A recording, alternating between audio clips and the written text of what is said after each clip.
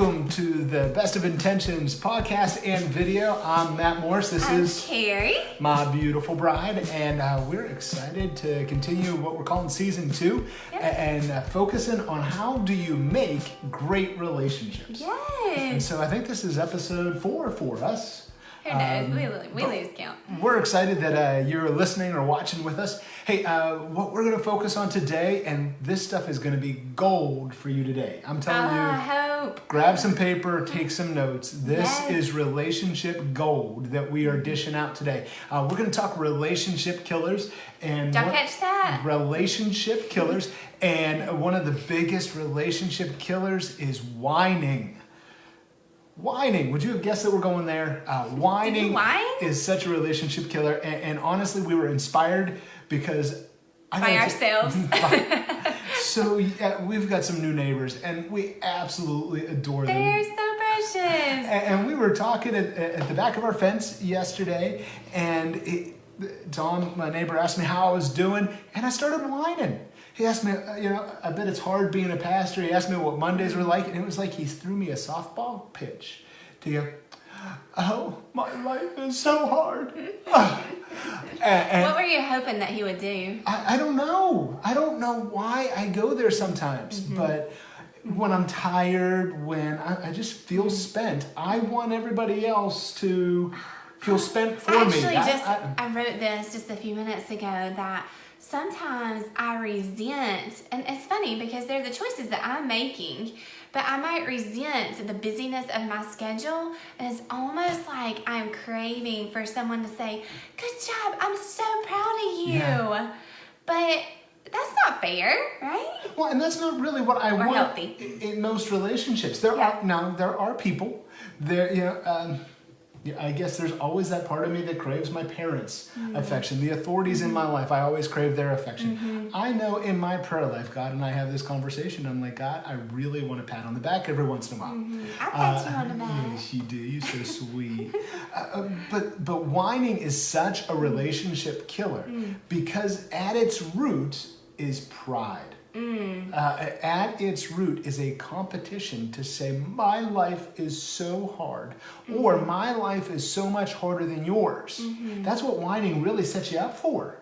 And that's a pride. That word competitive, right when you said that, so I feel really convicted by this right now. And I actually had a time yesterday where, and I catch myself doing this, like when someone asks me, what are you doing or how can you help? I am tempted to list out all of the things that I'm doing. Like, who wants to hear everything that I'm doing right now? But even right now, like, I want to list to you all of the things that I've already accomplished today so that maybe you'll be proud of me. I'm not sure. Or feel bad for me. Yeah.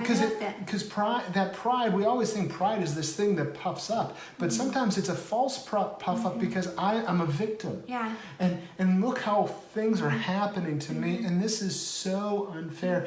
And I want you to lift me up and cuddle me and stroke my head and say it's okay because you are so special. And I think we have that desire to have that, what is it, eternal uniqueness? That idea that we are in this sense of the most unique. No one knows what it's like to be right where we're at. So yesterday when, I am trying to kind of host a baby shower tomorrow, a socially distant one. It'll be completely different than anything normal. But, someone reached out and said, well, what can I do to help? And my first thought was, I wanted to get out of doing the things that I've already kind of committed to doing, and I really started thinking about that. Like, I love to host stuff like that. Why am I tempted to sit here and list everything that I'm doing that makes it where I'm too busy to actually contribute to the shower? Well, I want to be careful we don't whine about whining. I caught myself doing that this morning. I was whining about whining. But what I thought about yesterday with our neighbor was he was asking about my job as a pastor. And I love being a pastor, but what I was implying is that it really stinks being a pastor. And that's just not true. It's wonderful. Now, there are challenges, of course. There are times where I'm wore out. But guess what? Those times, at the end of the day, are my choice. I am not a victim of being a pastor or being a parent. Right. I mean, honestly, do you want to whine about kids every once in a while? I want to whine about kids. I want to whine about But being we're tired. so thankful that we get to be parents at the same time. I'm not a victim of parenthood. Right. What I am is a victim of my own choices in how I parent.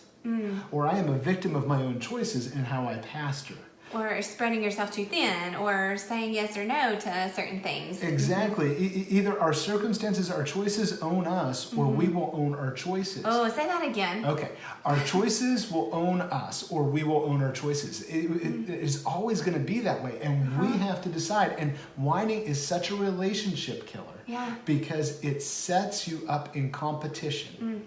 And it sets you up for failure because you walk into that relationship, that competitiveness, to say, I've got it harder than you. And nobody wants that. Right. Nobody wants to compete with that, really, right?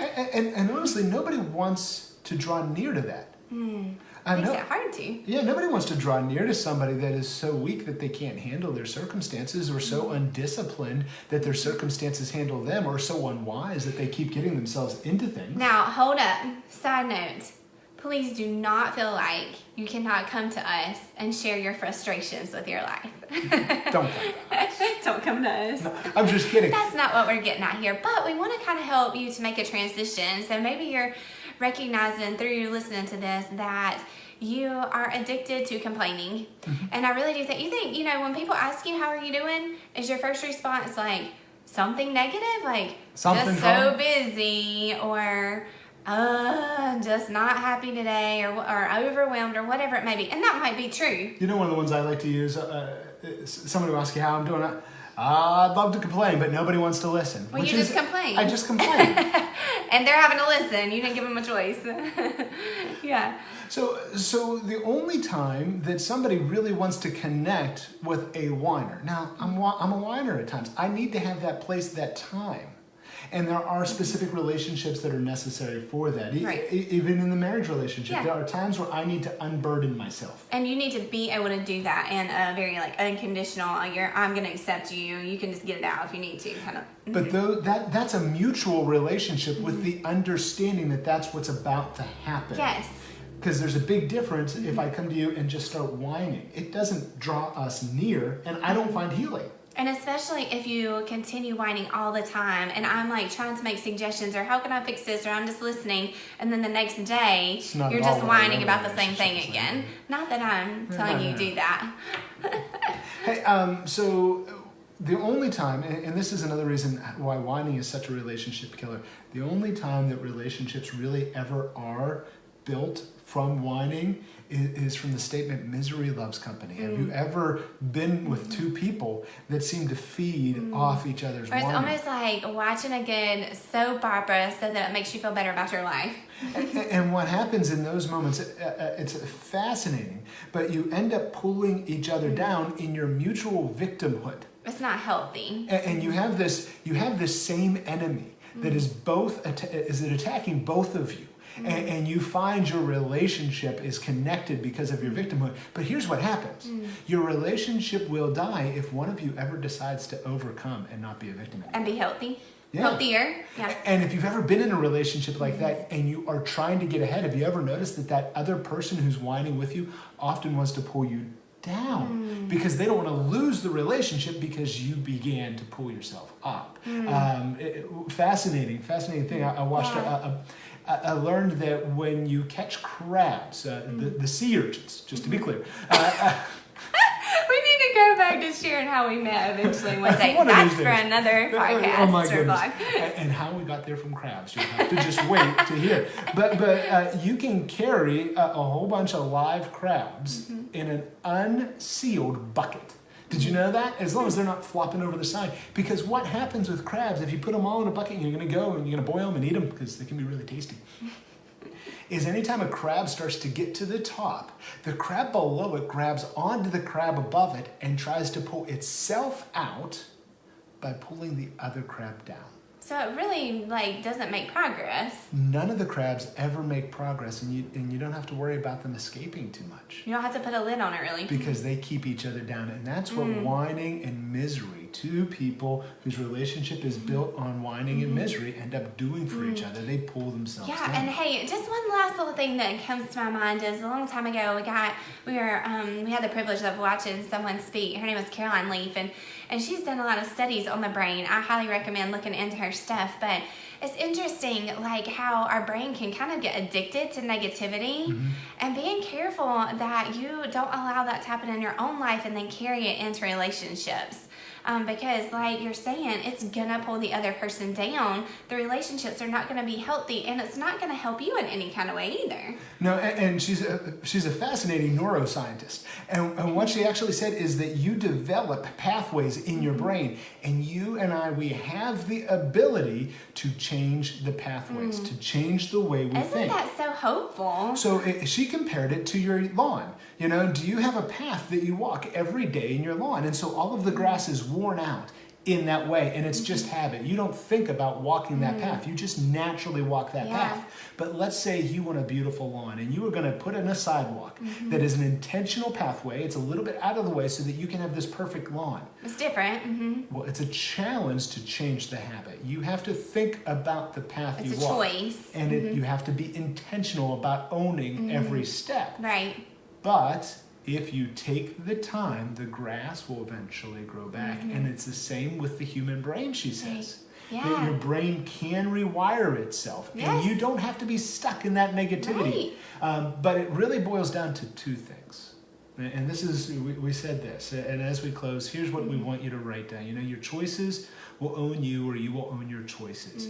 Every circumstance, you have a choice. You can change the circumstance. You can change what you're doing, or you can change how you're acting, how you're feeling in this moment. So how you're responding. There you go. So when I am doing something, if I'm going to complain about how tired I am, well, I can change my actions. I can get more rest. Yeah. I can change what I do that way. I can change those physical, or I can change my attitude towards it. Yeah, so you can do something. You can go out. You can go for a run. You can eat healthier, or you can intentionally just work on controlling those thoughts, right? Exactly. I can change my circumstances, or I can change me. But something has to change, because you are perfectly designed the way you are right now to get exactly what you're getting. If you don't like your circumstances, something has to change. If you find you are stuck in whining and your relationships aren't working, something has to change. So what will it be when you go to talk to your neighbor, if you are blessed with one? Or your spouse. Yeah. Or your mother or father, or your sister or brother, or the crazy uncle. I don't know, whoever. Sometimes I just ramble. That's what I do. Come on, get it back on track. Okay. Are you going to own your choices, or are your choices own you? Sometimes when I'm tired, you know what I need? It's not to whine, but to get some rest. Yeah. Ooh, think about that. And that is on me. It's not on my neighbor. That's not on the people that I pastor. That's not on the news feeds or Facebook. So don't make excuses and blame other things. Choose to do something different today. That's on me. Yeah. So, okay, folks, we're all done for today. I just got a tap on my thigh that says, Matt, quit talking. Don't go into preacher mode. Come on, these It people don't have happens. It's time. natural. I can't help it. Hey, we've really enjoyed. I hope you've enjoyed this. If you have any thoughts, if you have any concerns, if you want to ask us some questions, feel free to, comment, reply, email, direct message us. We would love to hear what you think of all of this. And if you have enjoyed what you're hearing, would you do us a favor and share it? Like it and share it, subscribe, do all that kind of fun stuff so that others can hear it as well. And so we can impact the world, hopefully. Not for us, but for them. We really feel like this is what God has called us to. And so we are always looking forward to expanding that platform and reaching more people for God's glory. So thank you, and until next time, we hope you have some great relationships, have the best of intentions. I'm Matt, this is Carrie. Bye. We'll see you. Bye-bye.